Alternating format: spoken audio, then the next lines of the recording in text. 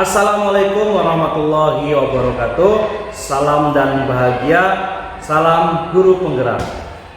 Saya Alimuddin, calon guru penggerak angkatan 7 Kabupaten Brebes dari SMP Negeri 3 Kersana. Pada kesempatan kali ini saya akan melakukan percakapan pra-observasi. Pada kesempatan kali ini saya ditemani oleh Bu Lilis. Bu Lilis adalah guru IPA di SMP Negeri 3 Kersana. Assalamualaikum Bu Lilis. Gimana kabarnya? Alhamdulillah baik. Baik ya. Oke. Seperti yang sudah kita sepakati bahwa saya akan melakukan observasi kepada Bu Lilis. Dan sebelum Bu Lilis melakukan pembelajaran dan saya melakukan supervisi kelas, saya akan menyampaikan mengenai tujuan supervisi. Begini Bu Lilis, tujuan supervisi adalah untuk mengetahui dan mengevaluasi proses pembelajaran yang Ibu Lilis lakukan. Nah, di situ nanti akan saya mencatat hal-hal mengenai pembelajaran yang Ibu Lilis lakukan pada saat supervisi. Lalu tujuan percakapan pra-observasi ini, yang kita lakukan ini adalah persiapan awal, untuk persiapan awal sebelum Bu Lilis melakukan kegiatan pembelajaran.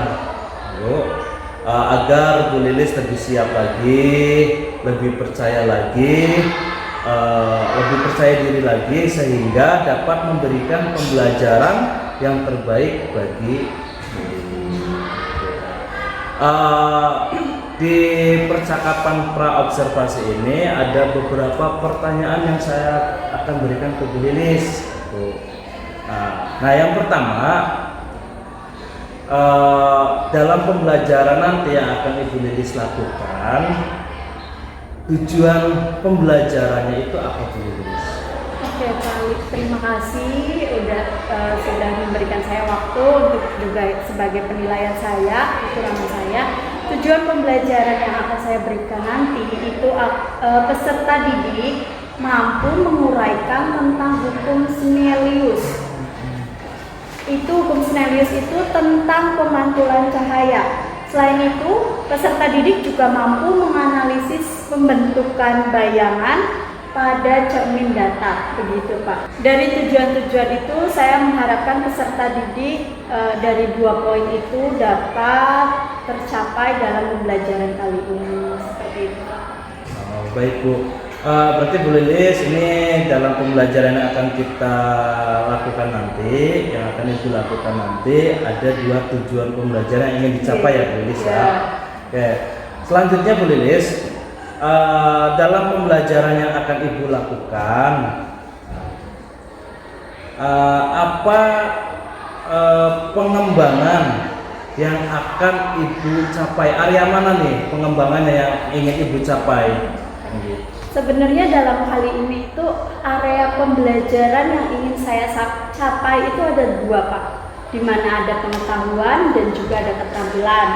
Nah, pengetahuan sendiri itu saya ingin meningkatkan pemahaman siswa terkait tentang hukum Snellius dan juga pembentukan bayangan pada cermin datar tadi. Kemudian yang kedua itu siswa itu dapat mempresentasikan hasil percobaan praktikum tentang hukum Snellius. Berarti area pengembangannya ada 2, pengetahuan dan keterampilan. Baik ya, semoga bisa tercapai ya Bu.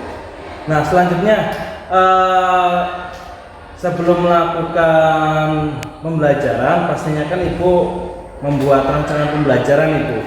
Coba Ibu sampaikan ke saya, jelaskan ke saya mengenai rencana pembelajarannya yang akan Ibu terapkan nanti, baik misalkan di strategi pembelajaran, mode pembelajaran, dan metode pembelajaran. Oke Pak, untuk dari saya sendiri pada pertemuan kali ini itu strategi pembelajarannya yaitu pembelajaran berdiferensiasi. berdasarkan kesiapan belajar siswa yang diintegrasikan dengan pembelajaran sosial dan emosional tadi ya Pak. Kemudian melakukan pembagian kelompok berdasarkan kemampuan keterampilan dan juga keaktifan murid. Itu untuk strategi pembelajarannya. Nggih. Nah, untuk model pembelajarannya itu saya berbasis masalah. Nanti akan saya berikan masalah. Nggih. Program Basic Learning, nanti akan saya berikan masalah, salah satu permasalahan yang ada di kehidupan sehari-hari. Nanti siswa diminta untuk menyelesaikan permasalahan tersebut, seperti itu. Kemudian metode pembelajarannya itu saya menggunakan diskusi kelompok, tanya jawab, serta penugasan. Rancangan pembelajarannya yaitu di strateginya menggunakan pembelajaran berdiferensiasi dan diintegrasikan dengan pembelajaran sosial emosional. Lalu untuk metode pembelajarannya berbasis masalah PBL ya, problem based learning. Lalu metodenya diskusi kelompok, tanya jawab dan penugasan. Nah, untuk media pembelajarannya yang akan digunakan apa saja Bu? Media pembelajaran yang saya akan gunakan itu ada laptop, proyektor, PowerPoint, serta LKPD yang sudah saya siapkan. Berarti sudah siap semua ya, Lilis ya, untuk media pembelajarannya. Nah, kan sudah membuat rancangan, medianya sudah akan dipersiapkan dengan baik. Nah, kapan nih kita akan Bu Lilis akan melakukan pembelajaran yang nanti akan saya observasi? Kapan Bu? Ini Pak, kebetulan saya ada jam di hari Selasa, itu jam ke-34 di kelas 8D.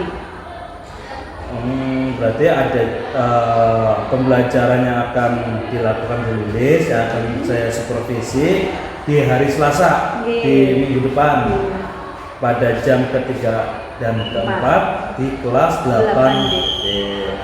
Baik. Nah, jadi nanti saya akan datang di kelasnya Bu Lilis di hari Selasa depan jam 3.4 kelas 8D. Nah, di sana saya akan melakukan supervisi kelas, itu akan melihat dan mencatat hal-hal apa saja yang terjadi di dalam kelas selama proses pembelajaran. Betul ya Bu. Sebelum mengakhiri percakapan pra observasi, satu lagi pertanyaan ya Bu. Dari percakapan pra observasi ini, apa yang Ibu dapatkan? Saya mendapatkan gambaran bagaimana proses pembelajaran yang akan saya lakukan nantinya dan menjadi lebih percaya diri untuk melakukan proses pembelajaran. Baik, jadi hasil percakapan Ibu mendapatkan gambaran. Tadi telah menyampaikan tujuan pembelajaran, lalu metodenya, strateginya, modelnya, medianya, Ibu semakin percaya diri, yakin gitu ya. Baik, terima kasih Ibu Lilis atas waktunya untuk bincang-bincang kali ini sebelum melakukan observasi pembelajaran atau supervisi kelas. Sampai bertemu lagi, sampai jumpa lagi di hari Selasa depan pada kegiatan observasi pembelajaran atau supervisi kelas. Baik Bu, terima kasih. Terima kasih Bapak. Ibu, sampai bertemu di hari Selasa depan. Demikian percakapan pra observasi yang saya lakukan bersama Bu Lilis, guru IPA SMP Negeri 3 Trisana. Sampai jumpa pada kegiatan observasi dan pasca observasi. Wassalamualaikum warahmatullahi wabarakatuh. Assalamualaikum warahmatullahi wabarakatuh. Waalaikumsalam warahmatullahi wabarakatuh. Gimana kabarnya semuanya? Baik. Sehat? Sehat. Hari ini udah masuk siapa? Nyinggir. Nyinggir? Alhamdulillah.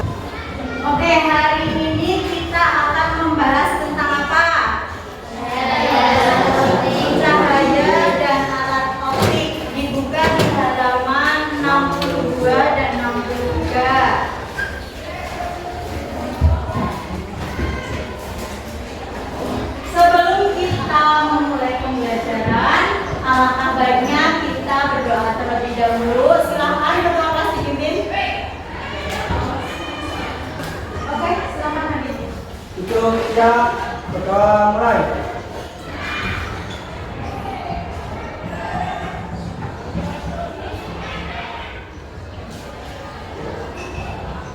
Doa selesai. Beri salam.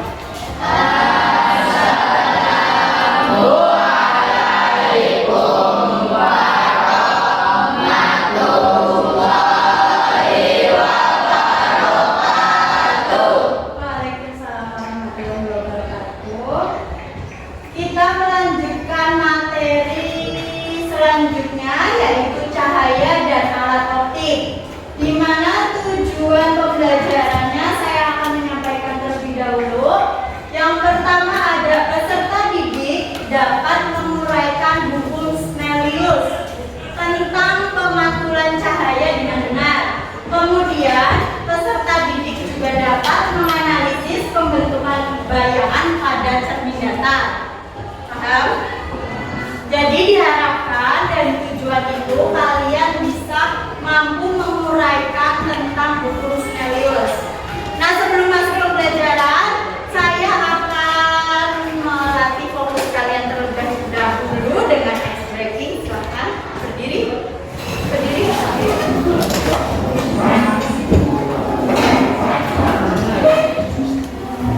Perhatikan saya terlebih dahulu. Poin 1 itu go. Go, tanya gini ya. Poin 2 itu would, ke samping, would. Poin 3 itu yes, tangannya gini. Bisa saya bilang 1, 2, 3 berarti go, would, yes. Paham?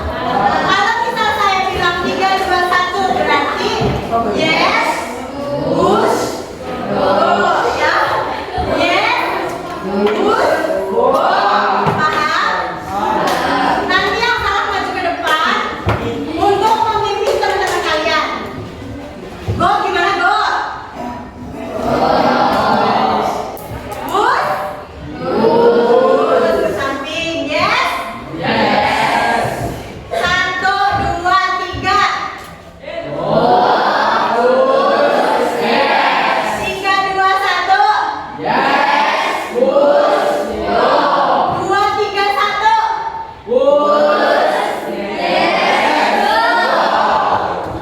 Tulis maju. Yang kedua tulis pimpin. Kamu tinggal nyebutin angka aja, sebentar apa aja. 3, 1, 2.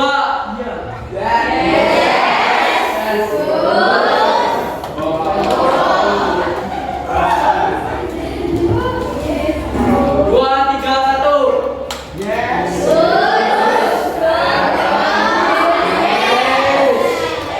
Oke, coba saya ulangi lagi. 1, 2, 3.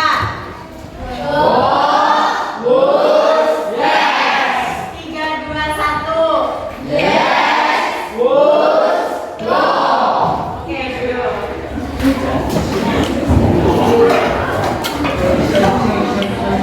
Udah sedikit fokus? Sudah atau belum? Sudah. Oke, sudah? Sudah.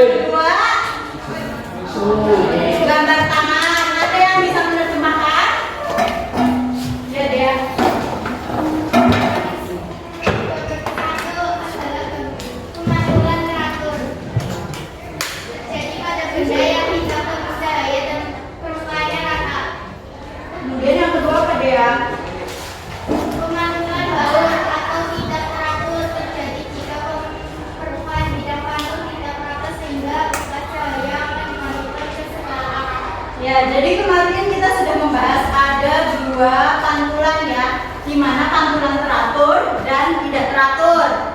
Contoh pertama itu pemantulan teratur. Teratur itu kenapa dibilang teratur? Karena kita lihat bayangannya. Bayangannya itu sama besarnya, sama enggak? Contoh ya, kalau itu susah kita bercermin, gambarnya sama kan di depan kita? Sama ya. Matanya pindah nggak jadi di kaki? Jadi bayangannya sempurna ya. Kemudian yang kedua ada tangan di air. Tangan di air itu permukaannya rata atau tidak? Tidak ya, ada bergelombang. Nah itu bisa disebut pemantulan baur karena permukaannya tidak rata dan bayangannya juga nantinya akan pecah. Misal kalian ke air itu bayangannya tidak sempurna seperti kalian bercermin, ya enggak? Ya, selanjutnya kita masuk ke dalam poin yang ketiga. Tadi pembiasan cahaya atau refraksi. Refraksi apa? Siapa ya? Bobo deh.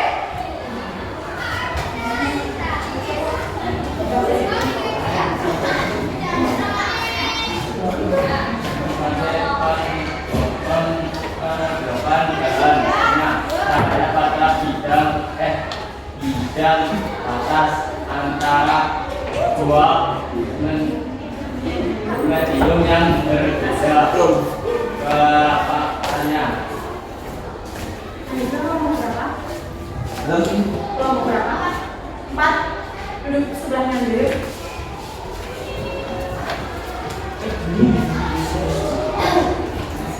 Ada ya, jadi pembiasan cahaya atau refraksi itu merupakan peristiwa pembelokan cahaya pada bidang batas antara dua medium yang berbeda perapatannya. Saya punya contoh. Pensil. Ada berapa pensil yang ada di gambar? Satu. Akan tetapi terlihat dua ya kalau dalam air ya. Nah itu merupakan contoh dari pembelokan cahaya. Kemudian gambar yang kedua ada pelangi. Pelangi juga merupakan pembiasan. Yang ketiga ada kolam. Kolam itu dalam atau tidak? Itu dalam apa tidak? Dalam. Ya. Dalam apa tidak? Tidak? Dalam. Tidak apa dalam? Sebenarnya kolam itu dalam. Cuma kadang kita melihatnya kok nggak dalam ya, ternyata pas kita masuk dalam. Nah itu merupakan salah satu contoh dari pembelokan cahaya. Kemudian kita akan membahas juga tentang hukum Snellius. Snellius itu hukum yang ada di dalam cahaya yang dapat dibiaskan atau pembelokan cahaya itu ada di hukum Snellius. Yang pertama, sinar datang. Sinar datang dan sinar bias serta garis normal itu terletak pada satu bidang data.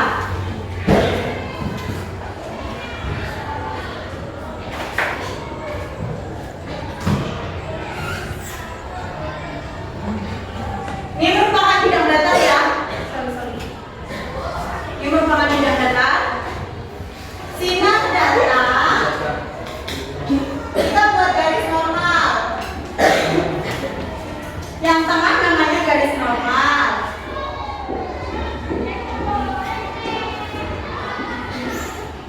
Ini sinar datang dari sini. Sinar datang dan sinar bias dan garis normal terletak pada satu bidang datar.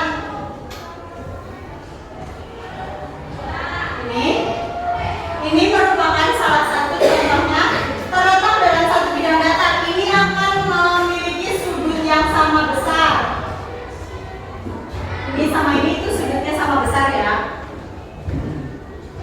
Garis normal sudutnya berapa? 100. 180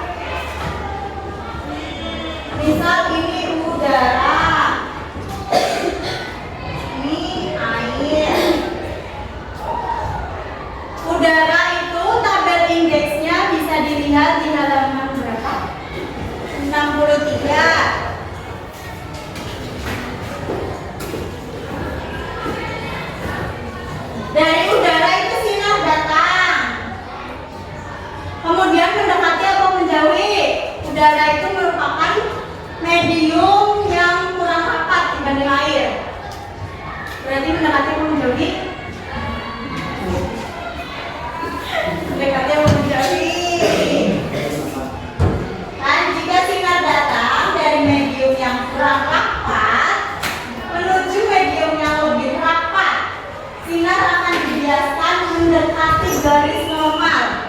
Udara itu merupakan medium yang kurang rapat dibandingkan air. Jadi udara itu mediumnya renggang-renggang. Renggang. Kalau air kan rapat tuh, empet-empetan ya. Kalau bahasa kita. Ini garis normal. Ini kita buat garis normal lagi. Dari udara sinar datang. Kemudian ke air. Menjauh apa mendekat? Mendekat. Berarti dari tadinya begini jadi segini. Paham? Paham? Selanjutnya kita akan menggunakan percobaan dari LKPD. Saya akan menggunakan LKPD. Kelompok 4, 1 ini ya? Iya. 2.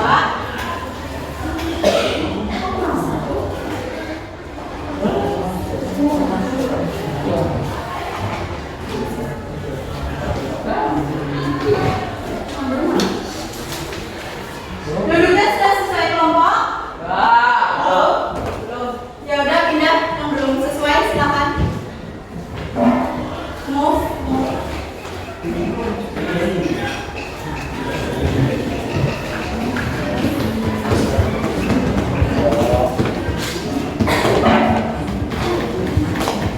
Saya akan jelaskan terlebih dahulu.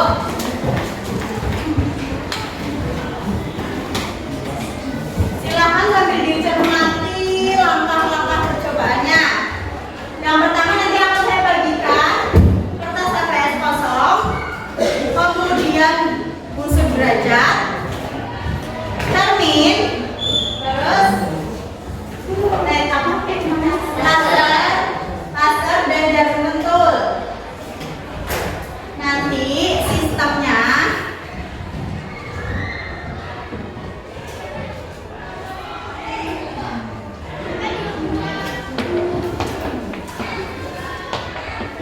stoknya jangan sampai hilang ya bungkusnya ya.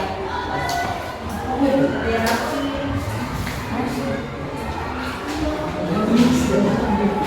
Nanti ini ditaruh di tengah-tengah.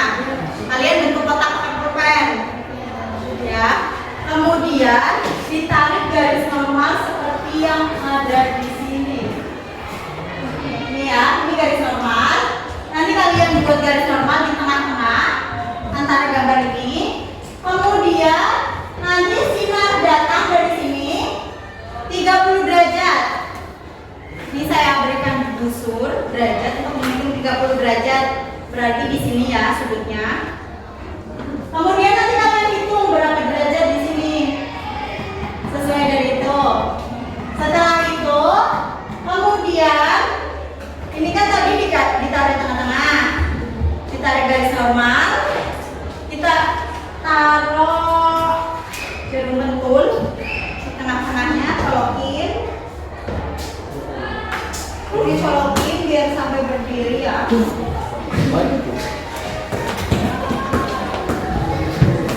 Terus kalian ini dicolokin tuh, kan bayangannya kelihatan di mana?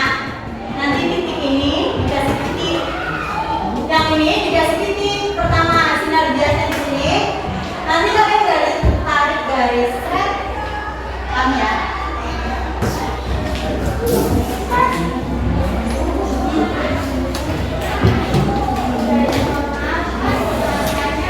Ada garis ini. Di garis ini menyambung. Ini kan dari sini sinar datang, kemudian ini sinar bias. Ini di sini penyambung antara sinar datang dan sinar bias. Nanti disambungin. Ini kelompok ini apa? Laser.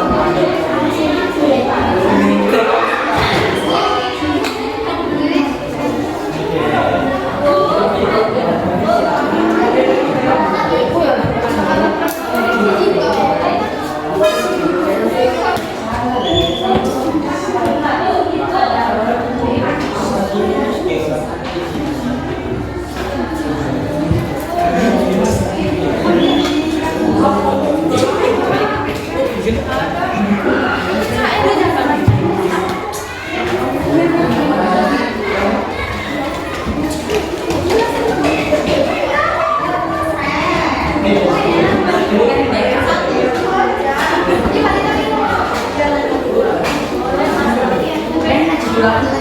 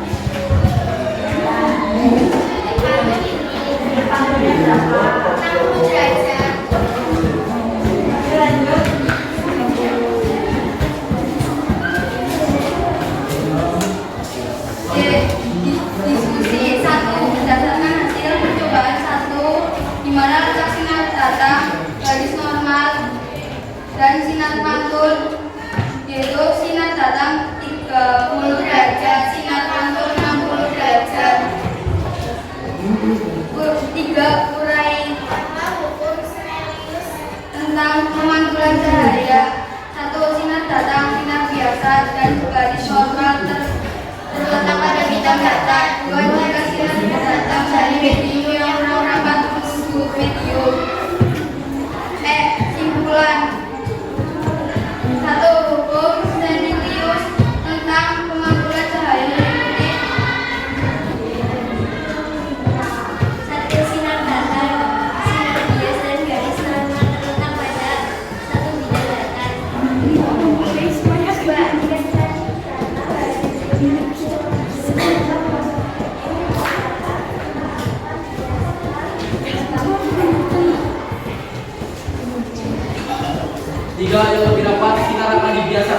dibiaskan mendekati garis topal. Ada lagi? Ada yang mau ditanyakan? Yang lain? Ada yang mau nanya? Nggak ada. Tutup ya. Saya akhiri. Assalamualaikum warahmatullahi wabarakatuh. Waalaikumsalam warahmatullahi wabarakatuh. Selanjutnya kelompok berapa?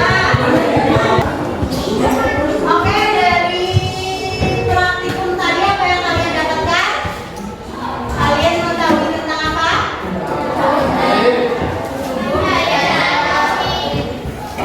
Ya, tentang cahaya dan alam musik. Mengetahui tentang hukum? Hukum apa?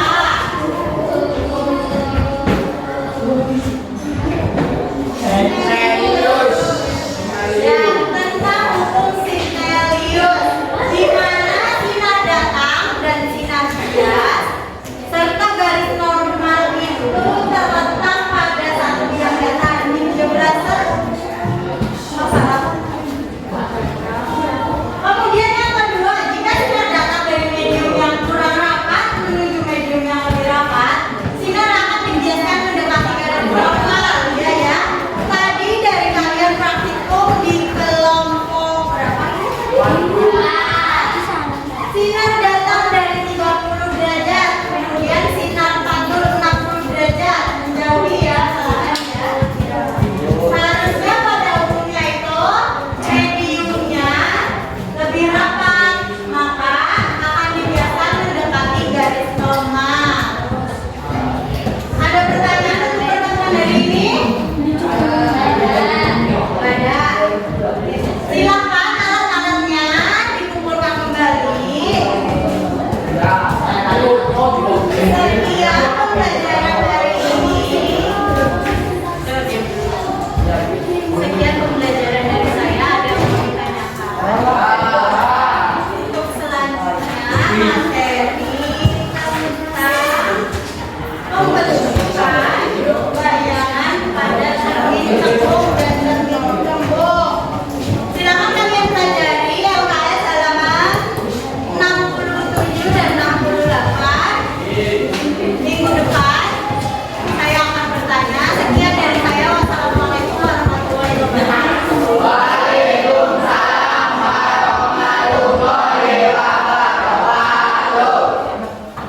Assalamualaikum warahmatullahi wabarakatuh. Ya, gimana kabarnya Bu Lilis? Baik Bu Lilis, setelah kemarin kita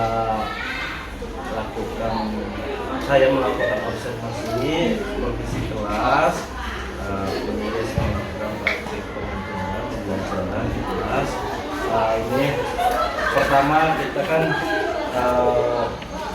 melakukan percakapan observasi, lalu saya melakukan observasi dan sekarang berdasarkan itu melakukan percakapan pasca observasi. Jadi ada beberapa pertanyaan yang saya ingin tanyakan kepada Bu Lilis mengenai kemarin saat melakukan praktik pembelajaran di kelas. Ini Bu Lilis yang pertama,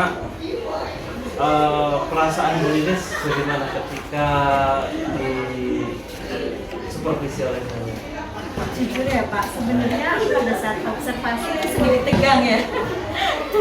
Karena memang observasi pada saat itu Pak Ali itu pertama kali saya di supervisi selama seperti ini, karena memang saya baru mengajar gitu Pak. Kemudian tapi menurut saya itu sedikit membantu saya. Seharusnya jadi saya harus mempersiapkan terlebih dahulu apa saja. Adanya LKPD juga sangat membantu. Terus kemudian saya juga bisa memotivasi siswa, maksud dengan adanya supervisi otomatis siswa agak sedikit lebih tenang, jadi sehingga saya bisa mengendalikan itu semua. Jadi bukan berarti adanya saya di kelas malah memberikan tekanan ke siswa ya? Enggak. Berarti tapi ketika kemarin observasi saya lihat Bu Lilis tidak terlihat tegang, berjalan mengalir seperti apa padanya Bu Lilis. Nah, menurut Bu Lilis kemarin praktik mengajar Bu Lilis itu apakah sudah sesuai rencana pembelajaran? Menurut saya sendiri kalau sesuai saya sudah sesuai dengan apa yang saya persiapkan, sesuai dengan rencana RPP yang sudah saya buat. Oke, strateginya sudah menggunakan yang lain Berdiferensiasi. dan apa, Sosial dan emosional. KSP ya,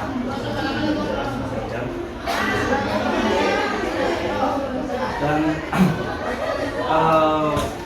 tujuan pembelajarannya kemarin apakah sudah tercapai menurut Bu Lilis? Untuk tujuan pembelajarannya sudah tercapai, yaitu peserta didik dapat menguraikan buku stimulus tentang pemantulan cahaya serta dapat menganalisis pembentukan bayangan pada cermin data. Dibuktikan dengan presentasi pada saat setelah praktik data kemarin itu anak-anak sudah bagus. Berarti tujuannya sudah tercapai, buktikan dengan anak-anak presentasi, penyampaiannya juga bagus. Oke. Lalu di yang pada area pengembangan yang kemarin Ibu Lilis ingin kembangkan, apakah sudah tercapai juga? Sudah, kemarin saya ingin mengembangkan dua nih Pak, Dua, ya. pengetahuan dan juga keterampilan. Dari segi pengetahuan, dari hasil praktek kemarin itu kan LKPD saya kumpulkan dan banyak anak sudah mendapatkan nilai bagus. Kemudian dari segi keterampilannya kemarin saya juga melihat anak dalam presentasi itu sudah lantang, sudah lancar gitu, dan menurut saya untuk tingkat SMP berbicara di depan publik seperti itu sudah oke lah gitu. Nah, selanjutnya selama praktik pembelajaran yang dilakukan masih berjalan amatir, ada tidak kendala yang dihadapi? Kalau setiap pembelajaran ada gitu Pak. Kalau kendala yang pertama itu persiapan anak yang kurang, kadang ada kan memang sebelumnya saya sudah bicara ini nanti praktek kayak gitu, tapi kadang ada anak yang nggak bawa ini, kemarin kekurangannya hanya di situ, jadi membutuhkan waktu untuk pinjam dulu ini, nunggu kelompok ini, seperti itu. Untuk mengatasi kendala tadi yang dihadapi, Untuk kedepannya, untuk kendala yang saya hadapi tadi itu, saya akan kembali memberikan instruksi melalui via WhatsApp malamnya, itu saya mengingatkan, ataupun saya jaga-jaga membawa salah satu barang, misal praktek kayak tadi kemarin busur itu pada nggak ada yang bawa, jadi saya persiapan untuk membawa busur satu atau dua gitu lah Pak. selanjutnya yang terakhir ya, untuk rencana kelanjutannya Ibu nih, dari mulai adanya kendala dan sebagainya yang ingin Ibu perbaiki dalam praktek mengajar itu apa? Kekurangan Ibu sendiri? Kalau menurut saya kekurangan saya itu akan pemahaman materinya, nantinya saya pemahaman materinya lebih dimatangkan. Jadi ketika saya menyampaikan kepada anak itu kan kalau kita yang kurang paham kan agak-agak gimana ya Pak ya. Nah nanti mungkin kedepannya saya mempelajari terlebih dahulu, itu nanti habis itu saya kembangkan ke anak. Ya, sekali meskipun Ibu sudah mengajar tapi harus belajar lagi ya, belajar sepanjang hayat. Baik Bu, ini juga saya ada beberapa catatan kemarin kita observasi. Ada catatan yang harus saya sampaikan ke Bu Lilis mengenai proses kemarin.